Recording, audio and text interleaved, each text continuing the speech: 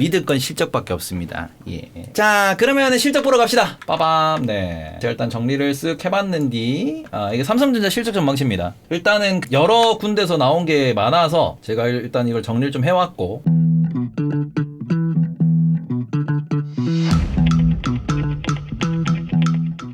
이번엔 삼성전자가 그 발표가 난 뒤에, 잠정실적 발표가 난 뒤에 주말 사이에 전부 다 보고서 업데이트가 다 됐어요. 증거사들이. IBK, 다올, 흥국, 그 다음에는 신영증권, 하나, 그 다음에는 키움, 현대차증권이랑, 그 다음 DB랑 BNK, 그 다음에 하이투자증권, 이렇게 나와 있는데, 공통점과 그 다음에는 이게 간에 나누어지는 거에 대해서 조금 우리가 볼 필요가 있을 것 같아요. 요렇게 나누시면은 뭐냐. 지금 반도체를 투자하실 때 핵심적으로 봐야 되는 거는 2026년에 대한 실적입니다. 2026년에 대한 영업이익치. 지금 이쪽에 좀 보수적으로 보고 있는데 보시면은 명확하게 하이투자증권은 내년이 고점이다라고 표현하고 있어요. 지금 우리가 잠정실적 보기 전에는 26주차에 있었던 시장의 컨센서스는 2024년도가 얼마? 2024년도가 39조일 거라고 예상을 했습니다. 평균적으로. 근데 지금 데이터 값을 보시면은 에버리지를 내볼까? 에버리지 기준으로 보시면은 내가 저장 아까 안 했나? 저장 안 했나 보네. 에버리지 계산기 돌려볼게요. 노가다로 가자. 43.3 더하기 42.3 더하기 47.6 더하기 44.9 더하기 47.3 더하기 46 더하기 46.2 더하기 38.6 더하기 44.5 더하기 47.5 이렇게 보시면은 이렇게 448 이거 하나 둘 셋 넷 다섯 여섯 일곱 여덟 아홉 10개 10개니까 나누시면은 지금 44.8조까지 올라왔어요. 거의 한 5조 정도 플러스 됐다라고 보시면 될 것 같습니다. 5조 정도. 그리고는 내년도 기준으로 보시면 내년도가 지금 그 IBK랑 다올투자증권 같은 경우에는 얼마? 얘네들은 내년도 70조 얘기하고 있어요. 내년도 70조. 그리고는 지금 여기에서 내년도가 70조부터 이렇게 60조, 68조, 63조, 58조, 58조, 55조, 52조. 그러니까 내년도에 대한 전망치는 50조 초반대에서 70조 중반대까지 나눠지고 있습니다. 그런데 IBK 같은 경우에는 무엇? 아니다. 2026년도까지 이렇게 올라갈 거다. 삼성전자의 D램과 낸드에 대한 메모리 사업이 이만큼 성장할 거다라고 이야기하고 있어요. 그리고는 이거는 흥국도 마찬가지로 2026년까지 계속 올라갈 거다라고 이야기하고 있고요. 신영도 마찬가지로 2016년까지 올라갈 거다라고 이야기하고 있습니다. 그리고는 이게 현대차증권 역시도 2016년까지 업사이클이 남아있다라고 이야기하고 있는 부분이에요. 이거는 키움도 마찬가지. 그러니까 하나랑 다올은 2015년도의 피크가 2016년이랑 비슷할 거다라고 아직까지 보고 있는데 이게 증권사별로 놓고 보시면은 IBK는 매우 공격적으로 2015년, 2016년 반도체에 대한 수요가 급증할 거다라고 이야기를 하고 있는 거고요. 그리고는 흥국이나 신영증권 요 약간의 중간에 있는 요 기업들 요 그 증권사들 보시면은 여기는 2016년까지 좋긴 좋은데 약간은 좀 증가세가 2016년 되면 둔화될 거다 이렇게 보는 겁니다. 그리고는 여기 있는 하나하나 이런 키움 같은 애들 보시면은 여기는 2016년도가 비교적 이제 성장을 계속 하긴 하겠으나 이렇게 얘기한다는 소리는 2016년도 고점이라고 얘기하는 거죠. 그리고는 오히려 여기 DB랑 BNK 그리고는 하이투자증권 같은 경우에는 2025년 고점 찍고 2016년도가 역성장할 거다라고 전망을 하고 있습니다. 그럼 여기서 우리가 보셔야 되는 건 뭐냐 그러면은 시나리오별로 다르긴 하겠지만 우리가 가장 공격적인 이 2016년까지 순성장, 지속 성장 시나리오를 놓고 보시면은 이러면은 우리가 내년까지도 반도체는 계속해서 주도주가 된다. AI는 계속해서 주도주가 된다라고 보셔야 되는 거예요. 이렇게 보시면은 심지어 2026년도까지가 지금 97조 얘기를 하는데 이렇게 얘기하면은 목표 주가를 지금 얘들이 11만 원으로 제시를 했거든요. 목표 주가를 11만 원 아니지 더 올라갈 수 있죠. 특히 삼성전자 같은 경우에는 어떻게 2021, 2, 3 2020년 연말에 특별배당이 있었고 2021, 2, 3의 특별배당이고요. 지금이 2024, 5, 6의 3개년도가 중요한 이유는 요 3개년도의 실적 전망치를 가지고 26년 말에 뭐가 나옵니까? 특별배당이 나와요. 26년도까지의 실적 전망치가 중요한 이유는 그래서 삼성전자 고점이 어딘데 라고 이야기하는 것도 중요하지만 이 정도의 영업이익을 지른다라는 소리는 삼성전자는 주주환원을 3년 단위로 프리캐시 플로우의 50%를 지급한다라고 이미 공시를 해놓은 상태죠. 그래서 이런 거를 놓고 보시면은 그러면 우리가 만약에 IBK 시나리오대로 2026년까지 순성장을 한다라고 하면은 그 IBK는 너무 세다라고 하자. 그럼 우리가 통계 낼 때도 제일 그 하이한 거와 제일 로우한 거는 빼고 통계를 내거든요. 그러면은 지금 흥국이랑 신영을 기준으로 놓고 보실 때 얘네들이 대충 두 개가 3개년도의 이익에 대한 전망치 추정치가 비슷해요. 그럼 놓고 봅시다. 지금 얘네들이 얼마 번다고 얘기하냐 그러면은 흥국 기준으로 보시면 47.6 더하기 66.5 더하기 79.8 하시면은 요거 193조 얘기하는 거고요. 193조. 그 다음에 신영 44.9 더하기 68.3 더하기 79.21 해보시면은 얘도 192조. 그러니까 190조대를 이야기하는 겁니다. 3개년도 190조. 3개년도 영업이익이 190조 수준이 나온다라고 이야기를 하는 거예요. 그러면은 이렇게 나온다라고 하면은 이게 지금 프리캐시플로우 기준으로 어느 정도를 차지할 수 있냐? 삼성전자 보시면은 그래서 얘들이 캐시플로우가 얼마가 되냐라는 거죠. 190조라고 하는 3개년도 영업이익이 나와버리면은 지금 대충 얘네들이 한 50조 정도 벌었을 때 프리캐시플로우 보시면은 주당 18만 원 정도 나옵니다. 그러니까 3개년도 190조라 그러면은 프리캐시플로우 기준으로 때려봐도 대충 얼마? 60만 원 이상이란 소리예요. 60만 원 이상. 60만 원이 아니지. 이게 지금 억단이지. 억단이기 때문에 이게 66천억 이상이라는 소리입니다. 프리캐시플로우만. 그럼 캐시플로우가 그렇게 좋아진다라고 했을 때 지금 물론 이건 캐시플로우는 이게 이 값이랑은 같이 가는 건 아니에요. 투자에 대한 수요도 있기 때문에. 그런데 중에 6천억에서 막 7천억, 8천억까지도 나온다는 소리인데 그러면 이 상황에서 이게 연간으로 놓고 보실 때 지금 이게 얼마? 요렇게 3개년도 묶여가지고 특별배당이 2023년도 말에 나오고 요렇게 3개년도 묶여가지고 이 특별배당이 언제? 2026년도 말에 나온다는 소리입니다. 지금 프리캐시플로우 예상치를 놓고 보시면 이렇게 놓고 보면 얼마예요? 6천억 아니에요. 이러면 1조까지도 나와요. 억원 맞지 이거? 억 원이니까 잠깐만 내가 잘못 매겼는데 잘못 얘기했다. 19조니까 이게 100조까지도 나오는 거예요. 프리캐시플로우가. 제가 잘못 계산했어요. 네. 100조까지도 지금 어찌 보면 60조에서 100조까지도 이게 업사이드를 놓고 본다 그러면은 캐시플로우 기준으로 그거 50% 배당 때린다며. 50% 배당. 50% 배당 때린다며. 언제 요때? 그러니까 지금 우리는 그 주목해서 보셔야 되는 건 뭐냐 그러면 이게 3개년도 기준으로 프리캐시플로우를 지금 뭐 100조라고 놓고 때리면은 대충 얘들 지금 있는 거 그러니까 우리가 그냥 100조라고 계산하기 쉽게 해봅시다. 그러면은 100조니까 하나 둘 셋 넷 다 일곱 여덟 이러면 지금 이게 100억이죠. 하나 둘 셋 넷 이렇게 하면 이게 100조가 돼요. 그럼 나누기 596978250 이렇게 때려보시면은 3개년도에 줄 수 있는 배당금만 얼마? 16,000원 나온다는 소리입니다. 3개년도 배당만 15,000원 16,000원이 나온다는 소리예요. 이게 중요한 게 뭐예요? 소위 말하는 2024년 5년 6년 순성장 시나리오로 놓고 보시면은 배당 가능 금액이 그냥 러프하게 잡아도 15,000원 수준까지 올라간다라는 거고요. 이렇게 나온다라고 하면은 그러면은 우리가 지금 기본 배당이 1,500원밖에 안 잡혀 있잖아요. 3개년 다음에는 4,500원 대충 5,000원 잘라. 그럼 이때 언제 나온다? 이게 얼마 나온다는 소리예요? 11,500원이 나온다는 소리예요. 3개년도 배당이 그냥 3개년 이렇게 했을 때 프리캐시플로우 기준으로 잘라서 준다고 하는 거니까 만약에 2026년까지 반도체가 성장한다 그러면은 삼성전자 고점은 2026년도 말에 고점 찍히고 빠지는 거예요. 그리고 그 상황에서 2026년도 기준으로만 놓고 보셔도 이때 그냥 10% 잡아도 배당률 11만 5천원입니다. 특별 배당이라는 게 매우 크기 때문에 이렇게 되면 우리가 그냥 3개년도 보유했을 때 15,000원을 3개년 동안 나눠서 내가 받는 거랑 같은 효과잖아요. 3년 동안 돈 번 걸로 이렇게 움직인다라고 하는 거니까. 그러면 어떻게 됩니까? 그러면은 이게 2026년까지 삼성전자에 대한 모멘텀은 만약에 FM하게 되면 더 나온다는 거임. 그냥 그거는 이게 그 시나리오에 얼마나 포함됐는지는 일단 좀 더 이제 시간이 지켜봐야겠지만 이 부분에 있어가지고 제가 이제 2016년도까지 중요하다, 2026년이 매우 중요하다고 말씀드리는 거는 이것 때문이에요. 반대로 최악의 케이스를 한번 보도록 합시다. 하이투자증권 빼고 DB랑 BNK 기준으로만 계산기를 두드려 본다고 하더라도 지금 대충 보시면은 DB랑 BNK 기준이면은 38.6 더하기 58.4 더하기 51.5로 나오고요. 이러면 150조예요. 이런 150조입니다. 그리고 이게 44.5 더하기 55.4 더하기 42 해보시면은 이런 140조예요. 140조, 150조 정도 얘기하는 겁니다. 3개년도 140조라고 해버리면은 140조가 어찌 보면 좀 낮은 축이니까 요렇게 놓고 50조 차이죠. 근데 50조 차인데도 여기서 이렇게 되면은 배당 가능 금액이 이게 2026년도 연말에 특별배당이 10,000원이 더 나오느냐 아니면 요 50조라는 차이 때문에 지금 이게 140조니까 영업이익 140조 그럼 아까 전에 제가 190조일 때도 프리캐시플로우를 100조로 잡았습니다. 뭐 투자하고 뭐 하고 세금 내고 빼고 그러면 이것도 그냥 러프하게 대충 한 65조? 정도 잡아볼게요. 얘는 65조죠. 요거를 나누기로 동일하게 우리가 발행 주식수로 보시면은 자 보시면 나누기 596978250 이렇게 하시면 이게 1,888원으로 나오는데 이게 2024, 5, 6년도 실적치가 50조 차이니까 이렇게 보면 얼마 차이가 안 나 보이거든요. 190조랑 140조 뭐 얼마 차이가 안 나 보여. 근데 이걸 우리가 배당 가능 이익을 따져가지고 특별 배당 기준으로 따져보시면은 요게 여기서 얼마 빠져요? 4,500원 빠지는 거죠. 기본적으로. 그러면은 2026년도 연말에 특별 배당 수준이 얼마가 나오는 거예요? 6,000원대로 줄어듭니다.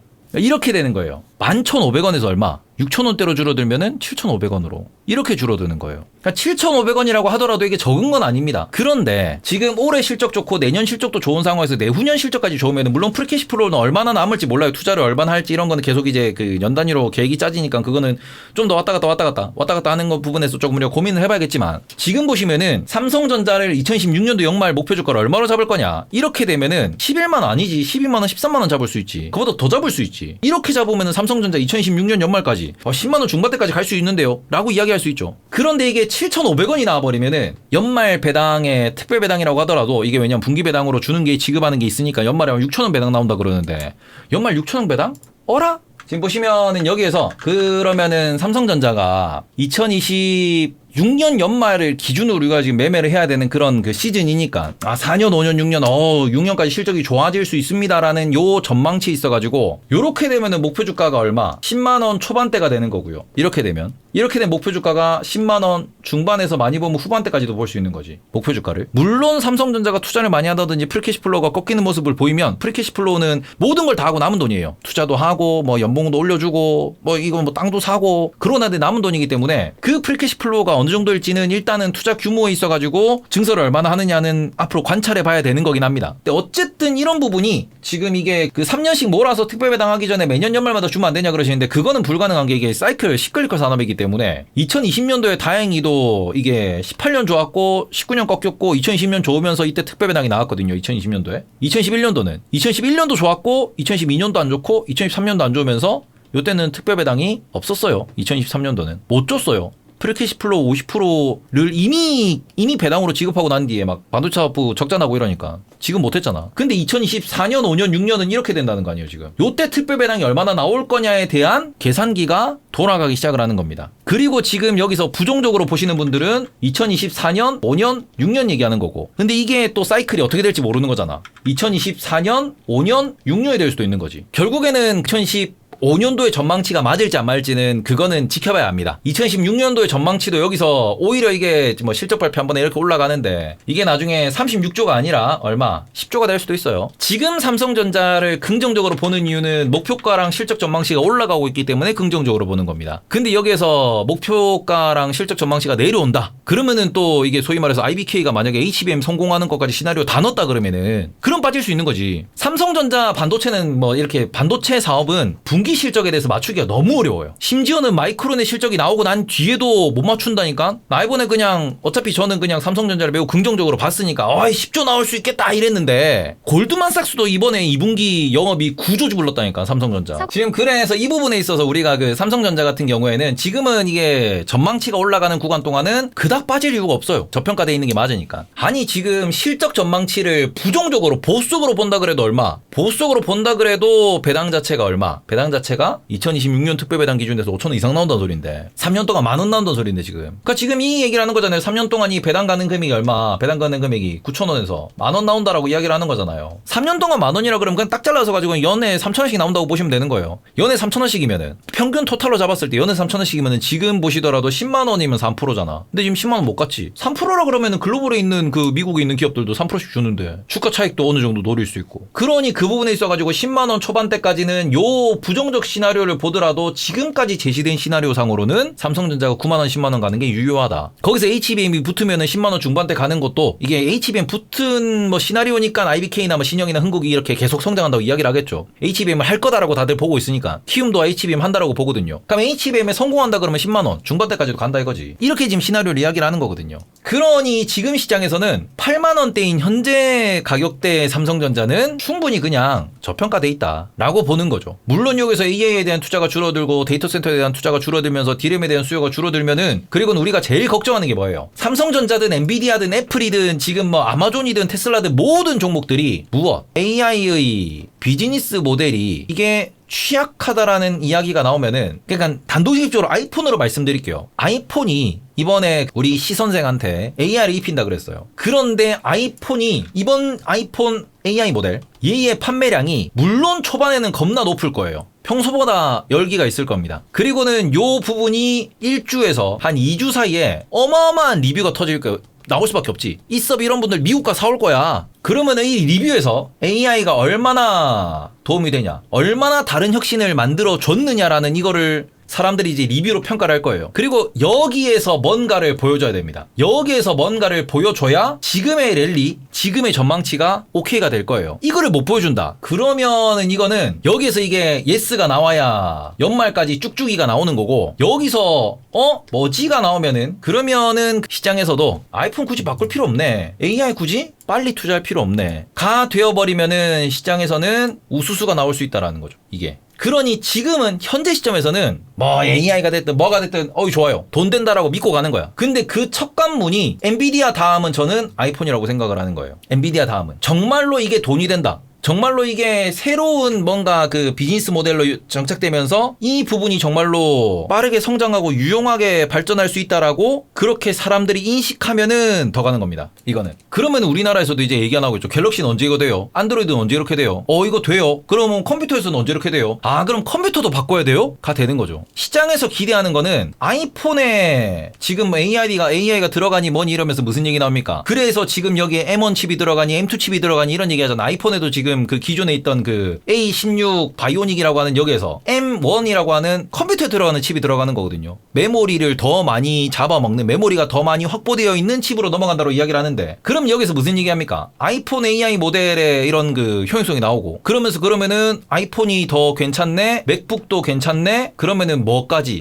이렇게 되면 윈도우도 어차피 지금 아이폰도 그걸로 가는 거잖아. 챗GPT로 가는 거잖아요. 그러면은 윈도우라고 하는 이 우리가 퍼스널 컴퓨터 요것도 바뀌는 거야? 그러면 회사에 깔려있는 컴퓨터들, 관공서에 깔려있는 컴퓨터들도 다 바뀌는 거야? 야, 이거 한번 대대적인 교체가 발생하는 거야? 하면은 이러면은 메모리 좋죠. 왜? 윈도우를 바꿔야 되면 DRAM, DDR4 꽂혀있던 PC들 다 DDR5로 넘어가는 거고, 그러면은 지금 CPU 바꿔야 되니까 지금 CPU에 맞는 건 DDR5 메모리가 꼽혀야 되는 거거든? 그럼 DRAM 가격 올라가는 거고, 거기서 지금 안 그래도 빠른 거 필요하니까 SSD 꼽아야 되면은 낸드도 같이 올라가는 거고. 그러니 중요한 건 뭐예요? 결국 AI 아이폰의 등장과 함께 요게 사람들한테 실용적이다라는 게 다가오면서 이걸 써야 된다라는 그런 필요성으로 작동을 하면서 그게 PC의 변화까지 이어진다 그러면 어떤 스토리가 맞아? 그러면 IBK 스토리가 맞는 거지. DRAM과 낸드가 폭발적으로 성장을 하며 HBM 시장도 계속 성장을 한다. 이게 맞는 거죠. 이렇게 가면. 그런데 그게 아니고 AI 소소하네 그러면은 요렇게 갈 수도 있는 거고, 아니면은 이렇게 갈 수도 있는 거죠.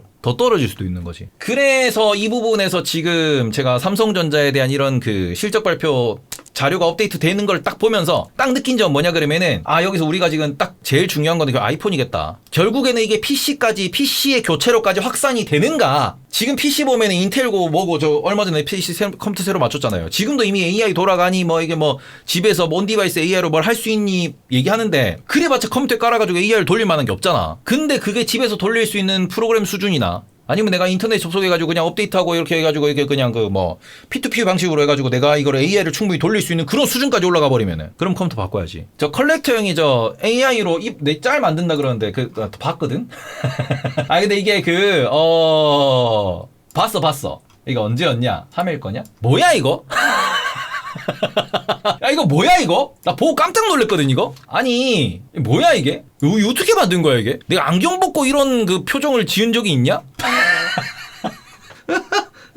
얘는 왜 이러고 있어? 얘는 감사합니다. 지극히 감사합니다. 예. AI가 요새 이런 걸 하고 있습니다. 그러니까 이게 진짜로 이제 내 PC를 교체해야 되는 이유로 가야 돼. 이게 내 컴퓨터를 바꿔야 되는 이유로 간다 그러면은 이거는 진짜 완전히 새로운 올 뉴로 가는 거죠. 이게 2020년도에 삼성전자 그렇게 올랐던 이유가 뭡니까? 언택트 되면서 집에 있는 컴퓨터 싹 바꾸니까 다 올라간 거잖아. 근데 바꿨음에도 불구하고 AI를 하려면은 이게 본인 PC에서 이런 식으로 창의적인 작업을 하려 그러면은 바뀌어야 된다. 물론 지금도 데이터 센터 클라우드 형식으로 계속 이제 확산되고 있지만, 내 컴퓨터가 더 좋아지면은 더 빠른 결과물을 얻을 수 있다 그러면은 교체 수요가 폭발하겠죠. 그거는 아직까지는 시장에서 그렇게 언급되진 않고 있고, 아직까지 그런 식으로 뭔가를 보여주는 건 없는데, 인터넷 속도는 한계가 있으니, 데이터 센터를 돌리는 것도 한계가 있으니, 이제 P2P 방식으로 해가지고 이런 식으로 본인들이 이제 자체적으로 돌리기 시작한다 그러면은 그것도 또 다른 성장이 되겠죠. 그래서 이런 부분이 결국에는 이 전망치의 차이를 만들어내는 거고, 전망치를 부정적으로 보더라도 2026년도 연말에 배당은 아무리 보수적으로 봐도 최소 5,000원 이상은 나올 수 있다. 결국 프리캐시 플로우는 그때그때마다 그 재무제표를 까봐야 되기 때문에 정확하게 얼마가 나올 수 있다라고 보기는 어렵겠으나, 결국에는 이게 배당이 5,000원이냐 배당이 10,000원이냐의 싸움이 되는 거예요. 2026년도의 배당이. 그리고 그때까지는 삼성전자가 천천히 오늘 같은 날 가지 안 나오잖아. 외국인 사타 팔았다면서 가둬버리니까 0.1%인가? 오늘 삼성전자 거의 안 올랐거든요. 오늘 보면 0.3% 요렇게 올랐잖아요. 요렇게 얼마 안 올랐어요. 그럼에도 불구하고 계속 밀어 올리죠. 조금 쉴 수는 있습니다. 근데도 여기서 1년 2년 밀어 올릴 수 있다고. 그러니 삼성전자 빠지면 매수, 오르면 떨서울팔 계속 할 수 있는 거죠. 하이닉스를 작년에 매매했던 것처럼. 그래서 이런 부분에서 조금 그 삼성전자 같은 경우에는 체크를 앞으로도 하셔야 될 것 같다. 그리고는 반도체 소부장 역시도 이렇게 올라간다라는 거는 결국 반도체를 많이 판다라는 것에 의해 가지고 움직이는 거죠. 이 시나리오대로 많이 판다라는 걸로 움직이는 거기 때문에 그렇게 되면 여기에서는 우리나라 소부장도 삼성전자에 소재되는 그런 기업들, 한솔케미칼, 원익, 아니면은 저 뭐 그 기업들 많잖아요. 솔브렌 이런 애들, 걔들의 매출치 자체가 올라간다라는 거죠. 그러니 그 부분에 대해서는 조금 체크해볼 수 좋겠다라고 말씀을 드리고 싶고, 그다음 바로 이어가지고 원익 QNC 같이 한번 보면은, 원익 QNC 같은 경우에는 지금 보시면은 여전히 얘는 좀 누워있죠. 아직까지 삼성전자에 대한 바를 못 받고 있는 중입니다. 올라는 가나. 그리고는 지금 추정 PER이 13배 정도. 그러니까 작년도 지난 4개분기 대비 올해 연말은 더블 성장한다라고 이야기를 하고 있어요. 그런 이 부분에서 이익이 늘어나는 이 부분, 요게 숫자로 찍히는 게 확인이 되면서 올라가면은 상승을 하겠지. 근데 우리나라 소부장들의 가장 문제점은 이거예요. 수급 들어와서 올라주면 땡큐인데 제일 문제는 배당이가 좀 깔랑깔랑한 기업들이 많아요. 주주환원에 대한 의미가 없는 기업들이 많아요. 이게 문제야. 제가 그래서 맨날 리노공업 말씀드리는 게, 결국엔 리노공업은 실적이 늘어나는 만큼 배당도 늘어나고 기술도 좋고 하니까 좋단데, 쿼츠에 대해서 확실하게 공급 우위가 있는 곳은 맞아요. 원익 QNC가 글로벌로 쿼츠에 대해서 이제 유통망을 다 깔아놨기 때문에 대만, 미국, 한국, 일본 다 깔아놨어 얘들. 그래서 쿼츠라고 하는 그 재료에 있어가지고 반도체 시장이 좋아지면은 얘 매출이 늘어난다 맞는데, 문제는 그 부분에 있어가지고 그 투자는 계속해서 잘 진행하고 있었으나 지금 이게 유보율 올라오는 속도를 보시면은 어마어마하게 유보율 올라오고 있죠. 돈은 계속 잘 버는데 이 버는 돈을 딱히 지금 효과적으로 안 쓰고 있죠. 지금 ROE 빠지는 거 보면 21%, 15%, 9%. ROE가 빠진다는 소리는 회사에 돈만 쌓아놓고 돈을 안 쓴다는 소리야. 배당을 안 주더라도 투자를 하고 막 공장을 짓고 이러면 ROE가 안 빠져요. 근데 배당도 이 정도면 안 주는 거잖아? 근데 거기서 뭐합니까? 주주원은 없는데 투자도 안 해. 그러니까 ROE가 쭉쭉쭉쭉 빠지는 거예요. 그러니 원익 QNC는 실적이 나오면 실적 기대감은 있으나 본질 가치 기준으로는 이게 우리나라에서 투자하기가 애매한 기업이 돼버린다. 그러니까 우리나라 반도체 소부장들 좋습니다. 좋은데 동진이도 보면은 다 좋아. 동진이도 다 좋은데 문제가 뭐예요? 얘 보시면 ROE가 올랐다 빠졌다 하는데 배당일을 번 돈의 5% 줍니다. 번 돈의 5%만 배당을 줘. 얘들도 지금 보시면 유보율이 3000%까지 올라갔지. 아까 원익 QNC도 그렇고. 돈을 좀 쌓아놓는 게 나쁘다고 생각은 안 하는데, 유보율이 이렇게 1000%, 1500% 이상 올라가는 애들은 막 3000%, 뭐 1000% 이렇게 가는 애들 보면은, 이거는 우리나라의 기업 경영 문화 자체가 이거는 잘못된 거지. 이런 거 보시면 있잖아, 이런 거예요. 얼마예요, 이거 지금? 58,000%. 이게 지무비도 아니고, 그 유튜버 지무비님 계시잖아. 맨날 그러잖아. 58,000%. 58,000%가 넷마블이라고, 58,000%가! 돈을 이렇게 쌓아놓고 지금 아무것도 안 해요. 유보율이 몇 프로일 때 배당 주는 게 적절하는 건데, 유보율보다는 배당이라고 하는, 주주환원이라고 하는 거는 성장이 둔화되었을 때 주는 게 맞습니다. 네. 어이, 놀래라. 그러니까 기업이, 제가 항상 요 커브를 많이 말씀을 드리거든요. 요 커브. 기업이 초반에는 이게 적자도 보고 성장하기가 어려워요. 초반에는. 요때는 말 그대로 적자고, 그 다음에는 엄청나게 많이 투자가 필요하고 기술 개발을 해야 되니까, 당연히 여기는 같이 보면 이때는 스타트업이라고 부르는 건데, 흑자 전환이 중요한 이유가 요 단계 흑자 전환을 하면서 올라오고, 그러고 난 뒤에 성장이 꺾이기 시작하잖아요. 매년 연평균 50% 성장을 못하죠. 어느 순간 30% 할 거고, 어느 순간 20% 할 거고, 어느 순간 15% 성장할 거예요. 전년 대비. 어느 순간 전년 대비 10%밖에 성장을 못 할 거야. 왜? 이미 조단위 벌기 시작하면은, 조단위 벌면서 영업이익 뭐 2천억 3천억 남기면서 거기서 더블 성장한다? 엔간해서는 어려워요. 막 영업이익 1조씩 내는 기업이 내년에 2조 남기겠습니다 그러면은 엔비디아나 가능하지. 어려워요. 그러면은 이쯤 오면 어떻게 됩니까? 이쯤 오면은 글로벌 기업들 기준에서는 대충, 님들 배당 많이 준다고, 자사주 소각 많이 한다고 무조건 좋은 거 아니에요. 물결표 테이버한테 많이 배우세요. 예, 네. 서재경 감사합니다. 갑자기? 감사합니다. 네. 그러니까 요 정도 이게 기업이 성장률이 둔화되면은, 그러면은 연에 한 2, 3% 정도 되도록 주주 환원을 줍니다. 근데 2, 3%라는 게 정해져 있는 게 아니고, 요 정도일 때 PER이 20배 정도를 유지를 하려 그러면 이 정도 배당을 주는 거예요. 왜? 15% 성장하는 애가 주주환원 3% 더 준다며. 그럼 대충 뭐 성장률도 있고, 뭐 나한테 들어오는 것도 있고, PER 뭐 성장률이랑 주주환원 합치면 18% 정도 나오잖아. 그럼 PER 18배, 20배 줄 수 있다는 소리야. 전년 대비 얼마나 성장하냐에 따라가지고. 그럼 10% 성장해. 그러니까 주주환원을 뭐 4%, 5% 때려. 그럼 PER 15배, 20배 되는 거예요. 근데 문제는 우리나라는 아예 주주환원도 없잖아. 주주환원이 너무 약하잖아. 이걸 유지하기 위해서 번 돈에 적어도 30%에서 한 50%씩 이렇게 주주환원에 쓰거든요. 엔비디아도 주주환원 때리잖아. 저렇게 성장하는데도 돈 많이 벌었으니까 이거 주주환원 많이 드릴게요. 이렇게 얘기를 하는 건데 우리나라는 이게 약하죠. 이게 약하다 보니까 그 부분에 있어가지고 우리나라에 있는 이런 후보장 기업들 보시면은 애매한 애들이 많아요. 여기에 몰빵. 차라리 배당을 안 주는 게 몰빵하기 더 쉬워. 차라리 배당을 안 줘야 성장하네. 앞으로 성장해야지. 배당 아직은 배당 안 받는 게 맞겠지 이러면서 차라리 배당을 안 주면은 사람들이 손이 그 실적만 보고 가면 되지 뭐 성장하는데 이렇게 되는데 배당을 오히려 이렇게 애매하게 줘버리면은 주가가 더 못 가. 이 새끼는 뭐지? 이렇게 된다고 이게. 배당을 안 줘버리면. 얘도 성장하거든요? 근데 배당이 있으니까 오히려 더 애매해져 버리는 거야. 배당을 줄 거면 확실히 주던가. 배당을 주지를 말던가. 근데 애매하게 주니까 안 보자니 뭔가 이게 걸리고 보자니 마음에 안 들고. 그러니까 뭐 예를 들어서 대덕전자 이런 거 보시면은 대덕전자 같은 경우에는 배당 보시면은 그래도 얘는 배당일을 그쵸 꾸준히 좀 유지하고 늘려나가려고 합니다. 그래도 애매해요. 요때 만약에 배당 성향 20% 유지해가지고 800원 줬다 그러면은 얘는 탑픽 됐을 거야. 근데 이게 조금 그래서 올해 얼마나 배당을 줄라나? 올해는 400원 줄라나? 300원 줄라나? 내년은 얼마 줄라나? 많이 벌면은 많이 줄라나? 애매하게 꼬여버리는 거예요. 이러면은 물론 배당을 그래도 좀 이렇게 증액하려 그러고 유지하려 그러고 이러니까 뭐 이 정도면은 그래도 뭐 의지는 있는 정도로 볼 수는 있는데 참 애매해요. 이렇게 되면 제가 맨날 리노공업 탁픽 말씀드리는 게 얘는 영업이익도 좋지만 배당이 이게 확실하잖아. 이게 확실하잖아. 번 돈의 30% 40% 확실해. 이거는 오히려 이렇게 되면 안정적이지. 물류도 안정적이지. 뭐 내년 내후년도 반도체 좋다는데 뭐 그럼 냅두지 뭐. 그렇게 된다니까. 그래서 우리나라에서도 반도체 소부장들 쫙 열어보면은 좋은 애들 되게 많아. 살만한 애가 솔브레인도 뭐 얘도 10% 줘요. 얘도 이 새끼 이거 그 20% 줘도 그 되지 않겠어. 그 번돈의 10%는 너무 짜잖아. 그 배당 성향은 그쵸 뭐 적당하다라는 선이 뭐 어느 정도인지는 잘 모르겠으나 글로벌 평균이 45%에서 50%예요. 글로벌 평균이. 그러니까 주주환원을 너무 많이 줘버리면은 본인들이 뭐 재투자 같은 걸 못하니까 그리고는 본인들의 그 뭔가 위기가 왔을 때 대응이 안 되니까 다 달라는 건 아니야. 3분의 1 정도는 줘도 되지 않냐고. 3분의 1에서 한 절반 정도는. 글로벌 평균이 절반이니까. 우리나라에서 그래도 이게 배당 성향 30%라도 주는 기업이 쫙 열어보면은 상장사 2,600개, 2,700개 중에서 한 100개 될라나? 그밖에 안 돼요. 번 돈의 3분의 1이라도 주주하고 나누는 기업이. 진짜 그밖에 안 돼. 어렵죠. 솔브레인 보시면은 유보율이 23,000%야 이것도. 좀 주세요 좀! 그런 이런 애들이 좋은 건 알겠는데 손이 안 나가. 좋은 건 알겠는데. 그래서 이게 또 문제가 많습니다. 솔브레인 은행, 저축은행, 그거 특수계열사에서 빠지지 않았어요? 왜냐면 솔브레인도 얘들이 이제 준 대기업 됐기 때문에 금산분리 때문에 저축은행 독립시키는 걸로 알고 있어요.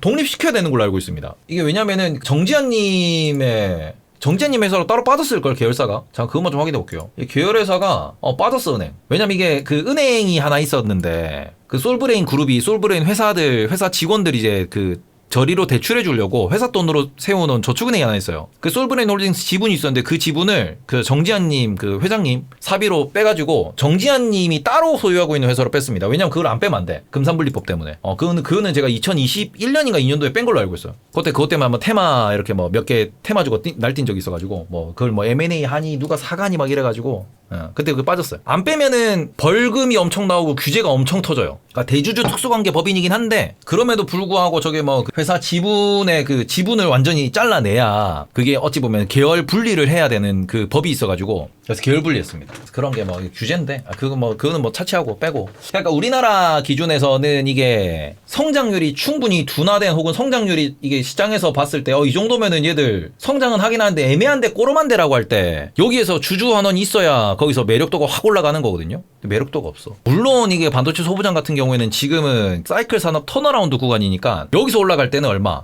전년 대비 플러스 100%씩 납니다. 실적이. 요걸로도 쏴. 대신에 생각보다 빨리 꺾이죠. 왜? 성장률이 꺾인다. 전년 대비 30% 20%로 20% 성장했다 그러면 이러면 마음에 안 들지. 왜? 얘들은 올랐다가 마이너스로 가야 되니까. 적자로 가는 애들이니까. 그래서 반도체가 언제 꺾이냐에 있어가지고 삼성전자도 그렇고 소부장도 그렇고 대장주들 체크 잘 해야 된다. 이런 부분에 대해서 반도체 소부장까지도 삼성전자랑 같이 가는 애들까지도 지금은 삼성전자 소부장을 봐야 됩니다. 다만 애매한 이유는 주주환원이 약하기 때문에 생각보다 빨리 꺾일 수 있어요. 그런 것들 좀 주의하면서 올해 연말 계속 제가 삼성전자랑 삼성전자향 소부장을 계속 말씀을 드리고 있는데 삼전 이번 상승 사이클에서 이번님은 얼마에 매도하실 생각이신가요? 삼성전자는 일단은 저는 5일선이 꺾이면은 그때를 일단 비중 축소 타이밍으로 보고 있어요. 5일선 꺾이면은. 삼성전자는 5일선 꺾이면은 팔면 돼요. 5일선 꺾이면. 아니면은 외국인이 돌아서면. 그러니까 외국인이 돌아서는 이유는 여러 가지가 나올 수 있어요. 나스닥 때문에 돌아설 수 있는 거고 뭐 이유는 정말 많을 수 있기 때문에 지금 나스닥 보셔도 아시겠지만 나스닥이 이렇게 그냥 거의 보합권에서 계속 횡보? 이런 느낌이에요. 올라는 가대 좀 힘이 좀 약한? 밀어 올린 느낌이지. 그럼 이럴 때는 뭐예요? 안 꺾이네? 야, 싼 거 뭐 있냐? 금요일에 메타 오른 것처럼. 싼 거 뭐 있냐? 좀 빠진 거 뭐 있냐? 그럼 삼성전자 싸네? 하고 확 들어서 확 올라가면은 지금은 삼성전자 수급으로 계속 올라갈 수 있어. 달러도 약해지겠다. 그냥 가자! 이럴 수 있다고. 그러다가 나스닥 조정 딱 나오면 삼성전자도 거기 조정 딱 나가지고 뭐 20%빡 또 내려꽂을 수 있지. 그러니 지금 나스닥은 계속해서 이제 뭐 6월달부터도 어거지로 밀어 올린다라는 느낌이 다들 들잖아. 안 빠지네? 오늘도 오르냐? 안 빠지네? 오늘도 오르냐? 이거예요. 당연히 가야지가 아니야. 야, 비싼데 더 가네. 와, 이거 더 가? 와, 여기서 더 가? 그러니 점점 나스닥은 부담스러우니까 차익 실현이 빨리 나오고 더 많이 단타로 이제 가는 거고. 그러면 기간 조정이 됐든 횡보가 됐든. 그럼 삼전 추매는 좀 아닌 타이밍인가요? 추매하긴 늦었죠. 근데 제가 삼성전자를 저도 방송에서 계속 말씀드린 게 편안하게 사시려면 여기서 사셔야 된다. 근데 이게 참 아이러니한 게 삼성전자를 여기서도 말씀드렸죠. 121선 여기서 언제 또 말씀드렸어. 여기서도 말씀드렸지. 안 사냐고 말씀드리고 쭉 올랐을 때 전 여기서 팔았고. 여기서 팔았어 내가 8만원? 8만원 팔았지. 괜히 일찍 팔아가지고 요번에도 여기서 사서 지금은 전고 뚫어서 아예 52주 신고로 쓰고 올라가니까 이번에는 좀 더 보자 라고 하는 거잖아요. 그러니까 얘는 내년에도 뭐 60일선, 51선, 100일선, 120일선 다음에는 그때는 충분히 반도체 시황이 여전히 긍정적이라고 AI 쪽으로 여전히 긍정적인 모멘텀이 있다 그러면은 충분히 사셔도 되는 거예요. 매크로 때문에 빠지고 그냥 뭐 솔직히 HBM 때문에 밀렸는데 계속 말씀드리는 거 뭐예요? HBM 없어도 간다고. HBM 없어도 반도체 좋으니까 간다고. 그게 또다시 뭐래도 실적이고 뭐 나발이고 뭐 달러고 뭐 금리 나고 경기 둔하고 모르겠고 밀리면 또 사면 돼. 9만원대 정고점까지는 갈 수 있을까요?